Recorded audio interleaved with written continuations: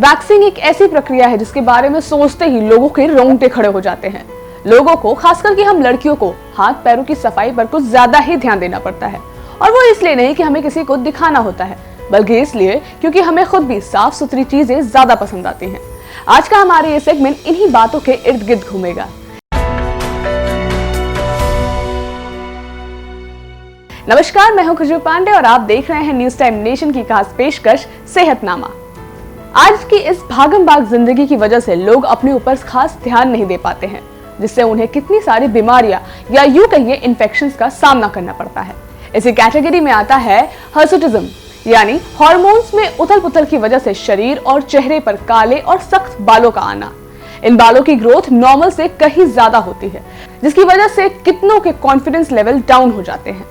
इन बालों की वजह से ही लोग सहज महसूस नहीं कर पाते हैं, उन्हें डॉक्टर्स का सहारा लेना पड़ता है। और अगर आप भूले भटके डॉक्टर के पास पहुंच भी गए तो वो इस प्रॉब्लम के लिए लेजर ट्रीटमेंट करवाने की सलाह ही देंगे। लेकिन क्या लेजर करवाना सेफ होता है? कहीं बाल दोबारा वापस तो नहीं आएंगे? लेजर में क्या होगा? इन सब सवालों से पहले ये जानते हैं कि लेजर से हेयर रिमूवल की जरूरत किसे और क्यों पड़ती है, और इसके कोई साइड इफेक्ट्स तो नहीं है। एक्सपर्ट्स का मानना है कि लेजर हेयर रिडक्शन अनचाहे बालों को हटाने का एक साइंटिफिक तरीका है।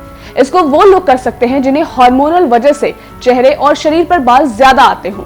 ऐसा पॉलिसिस्टिक ओवरी डिजीज यानी पीसीओडी और थायराइड में होता है। लेकिन आप कंफ्यूज ना हो, अगर आपके चेहरे पर बाल है भी तो जरूरी नहीं है कि आपको ये बीमारी है। लेजर उन लोगों के लिए ज्यादा कारगर होता है जिन लोगों को ज्यादा जल्दी वैक्सीन करवाने की जरूरत पड़ती है। ऐसे लोग जिन्हें वैक्सिंग या शेव करने से इनग्रोन बालों की परेशानी होती है, यानी बाल मुड़कर स्किन के अंदर से ही निकलते हैं, या उन्हें जिन्हें रेजर बम्प्स हो जाते हैं, यानी शेव करने के बाद छोटे छोटे दाने निकल आते हैं। अब आपको बताते हैं कि इसके फायदे क्या होते हैं। लेजर हेयर रिडक्शन की जो टेक्निक होती है उसमें बालों की जड़ों में स्थित पिगमेंट मेलानिन को गर्मी से खत्म किया जाता है, जिसकी वजह से बाल न सिर्फ हल्के हो जाते हैं बल्कि बहुत धीरे धीरे भी आते हैं, जबकि वैक्सीन करने के बाद उतने ही बाल निकलते हैं। लेजर हेयर रिडक्शन करवाने से टाइम टू टाइम आपके बाल हल्के, पतले और कम हो जाते हैं। इसके 6 से 8 सेशन कराने के बाद 70 से 80% बाल कम हो जाते हैं। हालांकि इसके कुछ साइड इफेक्ट्स भी हो सकते हैं, लेकिन देखा जाए तो लेजर हेयर रिडक्शन में कोई ऐसा साइड इफेक्ट नहीं देखा गया है। अगर इसे सही मशीन और सही जगह से करवाया जाए तो आप साइड इफेक्ट से बच सकते हैं। अब सबसे जरूरी बात है कि इसे करवाने से पहले क्या टिप्स लिए जाएं, और हाँ, इसमें मोटा माटी कितना खर्च आता है। लेजर करवाने से 1 हफ्ता पहले ही वैक्सिंग, हेयर रिमूवल क्रीम या ब्लीच करवाना बंद कर दीजिए। प्रेगनेंसी और ब्रेस्ट फीड करवाते हैं तो लेजर करवाना आपके लिए हानिकारक हो सकता है। लेजर के बाद स्किन को धूप से बचा कर रखना चाहिए। अब इसमें खर्चा कितना आता है ये भी जान लीजिए। ये निर्भर करता है कि आप शरीर के किस हिस्से पर लेजर करवा रहे हैं। अगर होठों के ऊपर या बगलों की बात करें तो हर सेशन में आपको कम से कम 2000 रुपए चुकाने पड़ सकते हैं।